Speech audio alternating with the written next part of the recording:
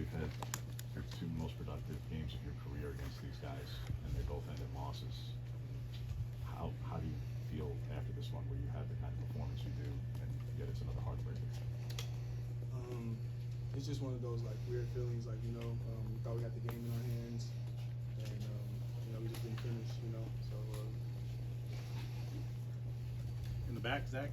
As a team, how do you guys try and pick Camden up after this? Obviously, the whole result doesn't come down to him, but exactly, yeah. Just kind of let him know that it's not all his fault, It's football, things like that happen. It's unfortunate that he missed it, but it's just definitely not all his fault.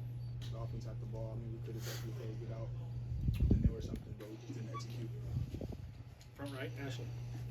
First half it seemed like Bo was going to a lot of short, kind of underneath stuff, and then you guys were kind of able to stretch the field more second half. What were some of the adjustments, if any, that you guys made in the second half to kind of get the deep passing game going? Just noticing that they were kind of sitting on routes at first, like the first half, After that, we just kind of, got back to the sideline, talked about how they were playing things, and then, just started running past me and stuff like that. So. In the middle, Aaron. The game came down to some fourth down plays, some close plays. Do you let yourself second guess if those are the right decisions to go there, or do you just trust the coach? I guess what's the... Yeah, I think I trust our coaches, our players. We do it all the time, if we need it, if we need us to go, if it's like a down that we need, so most definitely I trust our guys. Forsythe. Similar to the fourth downs, is that something you guys want as the offense, to have the ball in your hand to try to win the game? If it's in the right situation for our sequence, yeah. In the middle, Bill. Similar to those last two, but you've had a couple years with Dan now. Does it ever surprise you when he does go for fourth down in those situations tonight? Were you surprised today? Were you surprised with any of those fourth down calls from him? I think I kind of know him as a coach now a little bit, playing with him my second year and stuff. And we emphasize situations a lot, so I kind of just know, On the left, Joe. How would you describe Bo in the huddle today? I mean, he seemed to be locked in. He played well. Just what was it like from that perspective, seeing him work, and what was his demeanor like? I see it all the time, he's a confident guy, letting us know that we got it, things like that, so, yeah.